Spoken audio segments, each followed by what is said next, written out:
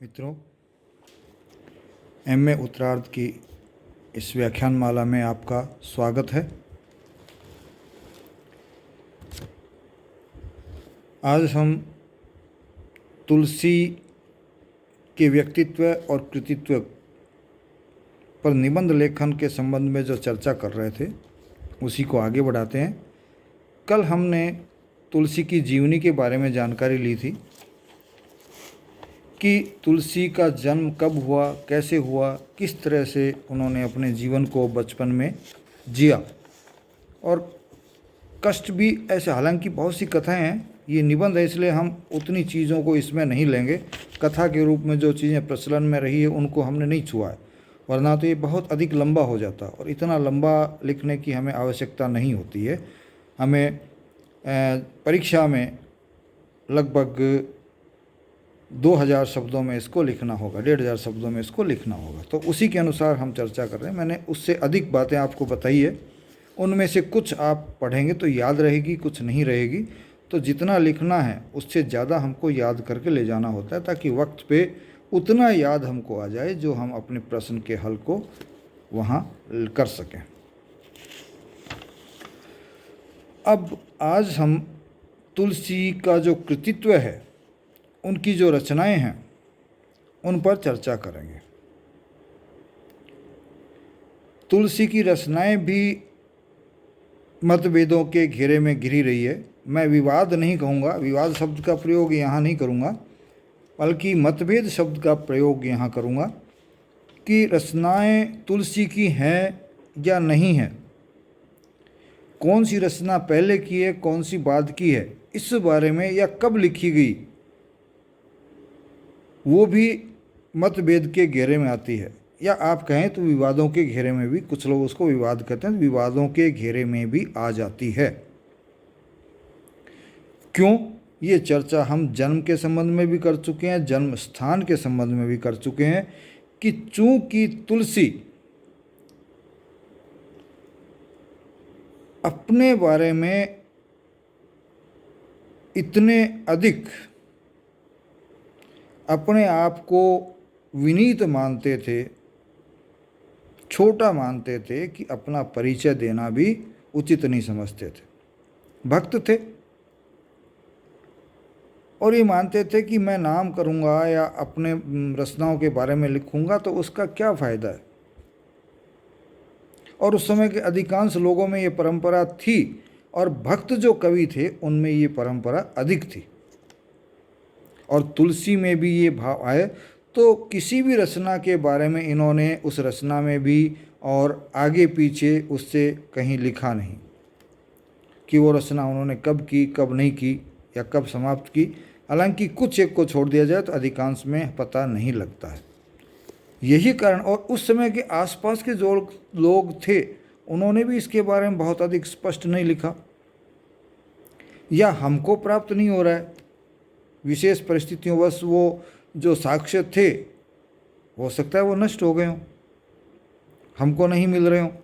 हाँ, एक रचना उनकी ऐसी रही है और शायद वो पार्वती मंगल रही है जिसमें वो स्वयं अपनी रचना से पूरी तरह संतुष्ट थे और उन्होंने अपनी इस रचना में लिखा भी है कि हाँ, मैं इस रचना को बहुत अच्छी मानता हूँ और ईश्वर ने मेरे पे कृपा की है कि मैं इतनी अच्छी रचना लिख सका। पार्वती मंगल या जानकी मंगल में से कोई सी एक रचना है इसमें। तो अब सवाल उठता है कि तुलसी ने किन किन रचनाओं को हिंदी संसार को दिया। एक रचना तो ऐसी है जिसमें सब, जो पढ़ा लिखा है तो भी, नहीं है तो भी, उसको भी मालूम है कि ये रचना हमको किस कवि से प्राप्त हुई, किस भक्त से प्राप्त हुई। वो तो हम कह सकते हैं रामचरितमानस है। लेकिन तुलसी दुनिया के महानतम कवियों में शामिल हैं। हिंदी के तो हैं ही, दुनिया के महान, क्या मात्र एक रचना लिखेंगे? हालांकि उनकी एक रचना ही ऐसी है जो उनको दुनिया का महानतम कवि बना देती है, सिद्ध कर देती है। लेकिन उन्होंने और भी बहुत सी रचनाएं की। और ये हम जानते हैं कि तुलसी एक भक्त थे। कवि तो उनका भावनाओं को प्रकट करने का, कवित्व के नाते कवि होना एक उनकी अलग बात हो जाती है। वो तो भक्ति में रचे बसे थे, और भक्ति भी श्री राम की, और श्री राम का होने के नाते हनुमान भी।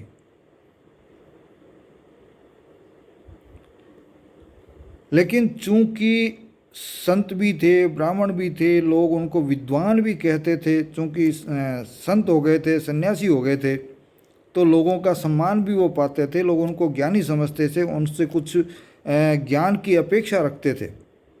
तो इसलिए राम से हटकर भी इन्होंने कुछ पुस्तकें लिखी,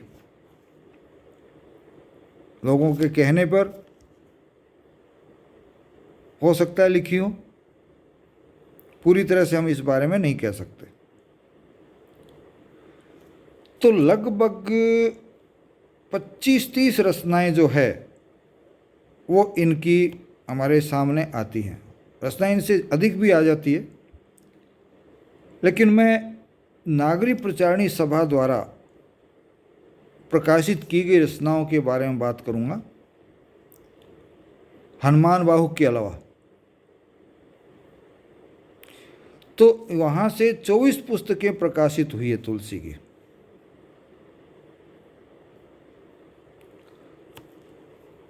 और उन 24 पुस्तकों के बारे में भी ये अनुमान है कि 12 पुस्तकें प्रामाणिक है, असल में उन्हीं तुलसीदास की है जिनको आज हम गोस्वामी तुलसीदास के रूप में जानते हैं। बाकियों के बारे में विवाद है, हालांकि उन 12 में भी कई लोग असहमत हैं कि ये तुलसी की है,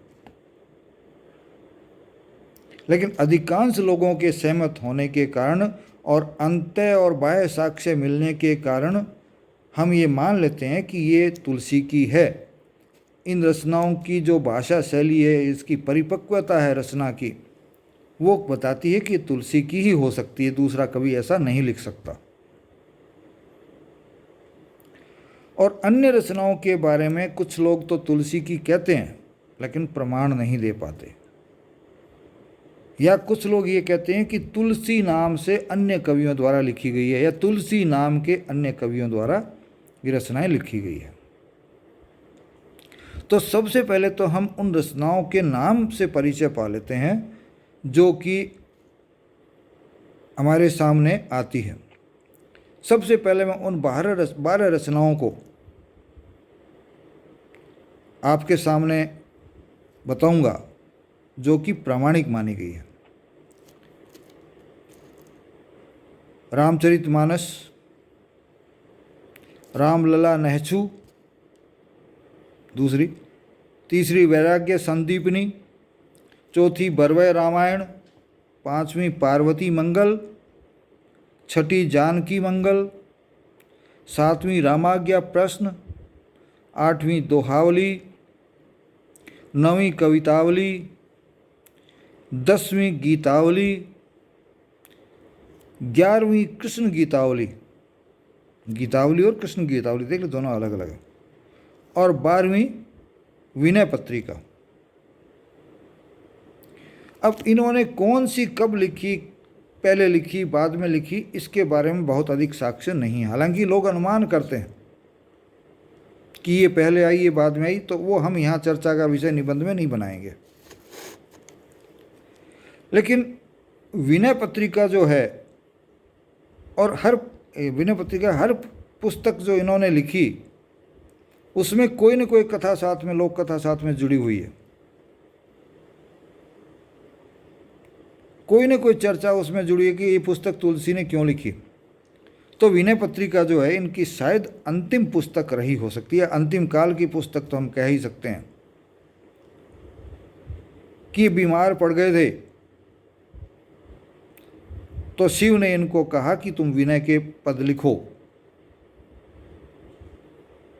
कली भी उनके सामने रूप लेके आ गया था, उससे बचना है तो, और तुलसी ने लिखी और रोगों से मुक्त भी हो गए थे। और हम जानते हैं कि तुलसी की आयु काफ़ी लंबी रही है। तो ये तो वृद्धावस्था का एक गुण है या प्रवृत्ति है कि व्यक्ति दुख तो पाएगा, और वृद्धावस्था मनुष्य को मरण की तरफ ले जाती है और मरने का कोई ना कोई बहाना होता है। तो तुलसी भी इस दुनिया को छोड़ के गए, लेकिन उससे पहले हमको बहुत कुछ देकर चले गए। राम भक्ति की एक धारा हिंदुस्तान में प्रवाहित की। रामानंद जी जो इनके गुरु परंपरा में थे, हालांकि इनके गुरु तो नरहरिदास थे, तो नरहरिदास उस परंपरा में थे जो रामानंद की थी, वो बहुत अधिक प्रसिद्धि नहीं पा सकी थी। लेकिन तुलसी जैसे महान कवि, महान भक्त के आने से वही राम भक्ति की जो धारा है वो पूरे भारत में प्रसिद्ध हो गई। और जो शैव और वैष्णव के झगड़े थे, वो झगड़े भी काफ़ी हद तक तुलसी ने रोकने के प्रयास अपने इन ग्रंथों के माध्यम से किए या अपनी भक्ति के माध्यम से किए।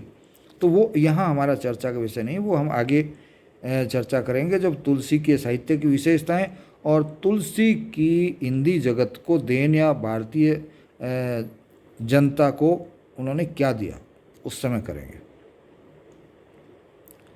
तो ये 12 रचनाएं इनकी रही। फिर और रचनाएं हैं जो माना जाता है कि तुलसी की होनी चाहिए। अब इन 12 रचनाओं के बारे में हम कह सकते हैं कि ये 12 रचनाएं नागरी प्रचारणी सभा द्वारा भी प्रकाशित हुई, और इनको ग्रियर्सन ने भी अपने ग्रंथ encyclopedia of religion and ethics में इनका वर्णन किया है 12 ग्रंथों का। और आगे फिर 12 ग्रंथ और हैं, उन ग्रंथों को मैं कहता हूँ। उससे पहले ये बता देता हूँ कि इनमें 4 या 5 ग्रंथ तो बड़े हैं और बाकी सब छोटे ग्रंथ, जिनमें रामचरितमानस तो आप जानते हो कि दुनिया के सबसे बड़े ग्रंथों में आता है। दोहावली है, गीतावली है, विनय पत्रिका है, और फिर एक जो अन्य जो रचनाएं हैं उनमें जो संशय के दायरे में आती है, उनमें से कवित रामायण जो है वो भी बड़े ग्रंथों में आ जाती है। मैं इन अन्य जो ग्रंथ हैं उनके नाम लेने के बाद, आपको नाम बताने के बाद फिर आऊँगा कि जो 12 जो प्रामाणिक ग्रंथ हैं उनमें क्या खासियत है। थोड़ी थोड़ी 2-2, 3-3 पंक्तियों की बात मैं करूँगा। अन्य ग्रंथों में आते हैं सतसई, तो उस समय परंपरा शुरू हो गई थी सतसई लिखने की, तो तुलसी ने भी सतसई लिखी। छंदावली रामायण जो छंदों में लिखी गई, कुंडलिया रामायण जो कुंडलियों में लिखी गई, रामलला शलाका, 17वीं संकट मोचन, 18वीं करखा रामायण, 19वीं रोला रामायण, 20वीं झूलना, 21वीं छप्पे रामायण, 22वीं कवित रामायण, 23वीं कली धर्माधर्म निरूपण, और 24वीं हनुमान चालीसा। हम हनुमान चालीसा अधिकांश घरों में पढ़ा जाता है, लेकिन अधिकांश लोगों को पता नहीं है कि ये किसका लिखा हुआ है। हालांकि संशय के दायरे में, लेकिन ये तुलसी द्वारा लिखा हुआ माना जाता है, जबकि बहुत से लोग ये मानते हैं कि तुलसी द्वारा लिखित नहीं है। इसके अलावा मैं एक हनुमान बाहु नाम की रचना का नाम और लूँगा जो हम तुलसी की रचनाओं में शामिल कर सकते हैं। लेकिन प्रामाणिक रचनाएं जो मैंने पहले आपको बताई 12, वो प्रामाणिक रचनाओं में आती है।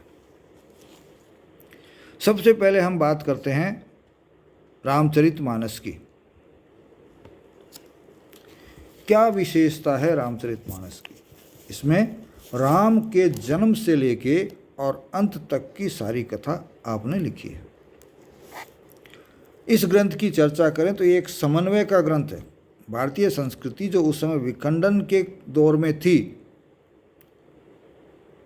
उस समय समन्वय करके तुलसी ने सबको एक करने की कोशिश की है। तो क्या बात है इसमें? हिंदी में और तुलसी का ये सर्वोत्तम ग्रंथ माना गया है। ये एक प्रबंध काव्य है, इसमें कहीं कोई संशय नहीं है। और ये संवत 1631 में अयोध्या में लिखा जाना प्रारंभ हुआ। इसकी भी एक कथा है, जो कथा की चर्चा करना यहाँ मैं ज़रूरी नहीं समझता। और इस कथा को प्रारंभ में तुलसी खुद स्वीकार करते हैं कि संवत 1631 करो कथा हरिपद धरी सीसा, कि 1631 में इस ग्रंथ को इन्होंने प्रारंभ किया। इस ग्रंथ को इन्होंने 7 सोपानों में लिखा है और इसमें वर्णिक और मात्रिक सब प्रकार के छंदों का प्रयोग भी किया है। बहुत से छंद रहे हैं इनमें, जैसे वर्णिक छंदों में हम अनुष्टुप, रथोद्यता, सग्धरा, मालिनी, तोटक, वंशस्थ, भुजंग प्रयात, वसंत तिलका, इंद्र वज्रा, शार्दुल विक्रीडित आदि इत्यादि बहुत से जो इसमें छंदों का प्रयोग आपने किया है।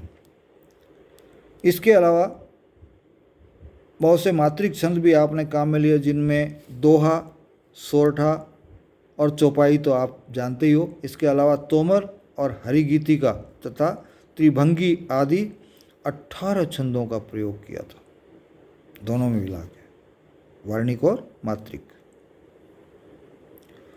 और जहाँ तक भाषा का सवाल है, यह ग्रंथ अवधी भाषा में लिखा गया और इतना प्रसिद्ध हुआ कि दुनिया की लगभग हर भाषा में इसका अनुवाद भी हो गया। अब आते हैं हम इनके अगले ग्रंथ में रामलला नहसू पे।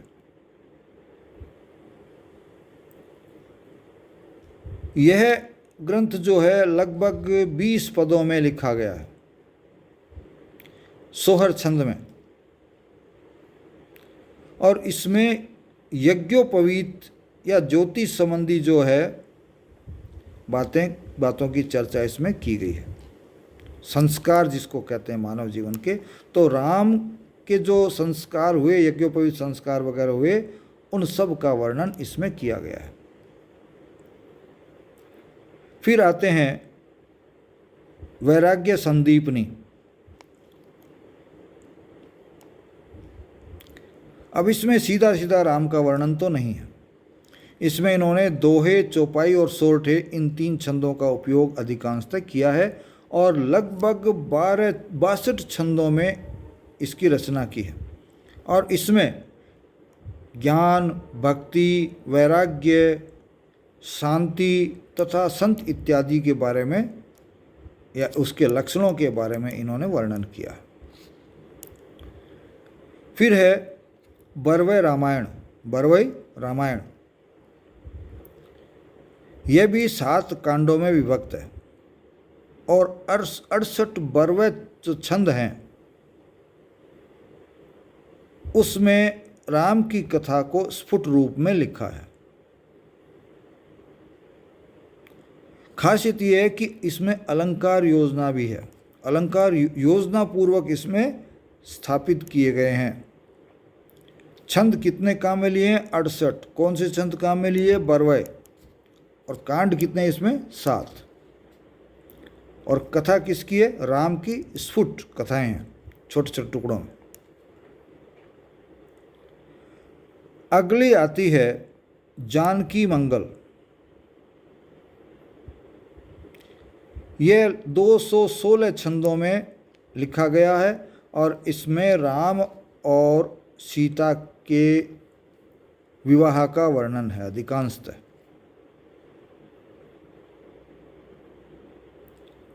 क्योंकि राम का सीता से विवाह हुआ था और किस तरह से हुआ था वो सारा वर्णन इसमें किया गया है। अब राम से हट करके एक पुस्तक और आती है जिसका मैं आगे नाम लूँगा, वो है पार्वती मंगल। यह लगभग 164 छंदों में लिखी गई और इसमें शिव और पार्वती के विवाह का वर्णन है बड़े ही रोचक तरीके से।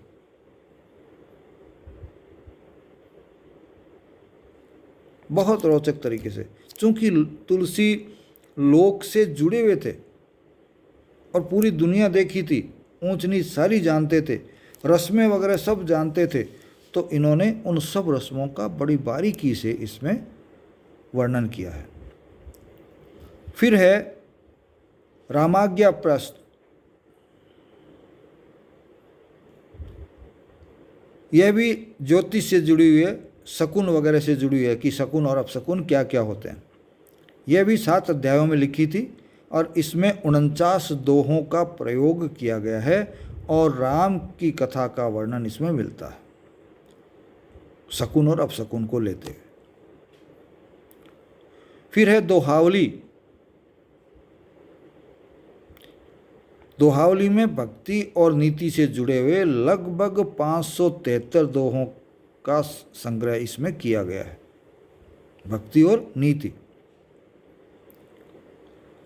और इसकी खासियत ये है कि इसमें नए जो हैं दोहे नहीं हैं, सारे कुछ तो हैं, बाकी इसके अधिकांश दोहे जो हैं, ये अनेक दोहे जो हैं, ये अनेक पद जो हैं, वो तुलसी की जो अन्य रचनाएं हैं उन रचनाओं से लिए गए हैं।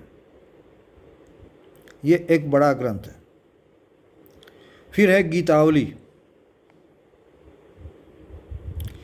गीतावली में राग रागिनियों से संबंधित वर्णन आपको मिलता है। देखिए, अधिकांश ग्रंथ राम से जुड़े हुए हैं, राम की भक्ति से जुड़े हुए हैं, लेकिन कुछ ग्रंथ जो तुलसी को एक महान कवि सिद्ध करती है। महान भक्त तो है ही है, लेकिन महान कवि भी सिद्ध करते हैं। इसमें लगभग 330 छंदों का प्रयोग हुआ और खासियत ये रही कि ये सूरदास जिस शैली में लिखते थे उस शैली में इस ग्रंथ को लिखा गया या इसका प्रणयन किया गया। इसमें राम के सौंदर्य की सुषमा का वर्णन किया गया, राम की सुंदरता का वर्णन इसमें तुलसीदास ने किया है। जैसे सूर ने श्री कृष्ण के बाल सौंदर्य का वर्णन किया था, तो इसमें तुलसी ने राम के सौंदर्य का वर्णन किया है, लेकिन नाम गीतावली रखा है। फिर है कृष्ण गोतावली, गीतावली। तुलसी समन्वय के पुजारी थे, तो खाली राम को लेकर लिखें तो ये उनके व्यक्तित्व पर जमता नहीं है, तो इसलिए आपने कृष्ण पर भी लिखा और इस ग्रंथ की रचना आपने ब्रज भाषा में की। और इसमें तुलसी वैसे श्रृंगार के कवि नहीं है, लेकिन इस रचना में कृष्ण गीतावली में आपने कृष्ण से संबंधित जो श्रृंगार रस से प्रधान जो पद हैं, 61 जो पद हैं, उनका स्फुट रूप से वर्णन किया, संकलन किया है। तो देखिए, भक्त कवि भी श्रृंगार में डूब सकते हैं, ये यहाँ हमको पता लग जाता है। फिर इनकी एक और बड़ी पुस्तक जो इनके अंतिम काल में लिखी गई थी वो आती है, और वो है विनय पत्रिका। इसमें विनय के ही पद हैं, अर्थात अपने आप को बहुत छोटा दिखाते हुए और अपने इष्ट से प्रार्थना करते हुए, विनय करते हुए तुलसी हर जगह हर पद में दिखाई देते हैं। 278 लगभग 278 पदों में इसकी रचना की गई है। इसमें खाली राम से संबंधित वंदनाएं नहीं है, बल्कि हम जानते हैं भारत में अनेक देवी देवता हैं, उन सब के जो जो उनको ध्यान आए उनकी यहाँ रचनाएं की गई। उनसे सेवक भाव में कि मैं इनका सेवक हूँ, उस भाव से रचना की गई। देवी देवता, राम, शंकर, शिव जिसको कहते हैं, उन सब के प्रति वंदनाएं इनमें संकलित है। इसके साथ साथ इसमें ज्ञान, वैराग्य, संसार की नश्वरता और इन सब में डूबा हुआ कवि का जो हृदय है, जो आत्मनिवेदन करता हुआ हमको दिखाई देता है। ये ग्रंथ इस आत्मनिवेदन के कारण, इस अहंकार से विहीन होने के कारण, अहंकार नाम की चीज़ यहाँ आते आते तुलसी के व्यक्तित्व से गायब हो गई। और ये हर व्यक्ति में होना चाहिए, लेकिन नहीं हो पाता, वो एक अलग बात है। ये एक नई ऊंचाइयों को छूती है। जैसे रामचरितमानस राम की भक्ति के कारण छू रही है, यह विनय के कारण ये ग्रंथ अपने आप को एक नई ऊंचाइयों पे लोगों की नज़रों में पाता है। इसमें मुक्तकों के माध्यम से रचनाएं की गई है और हिंदी मुक्तक साहित्य के इतिहास में यह ग्रंथ अमर माना जाता है। इसी के साथ मैं आज की इस वार्ता को यहाँ विराम देता हूँ। जय हिंद।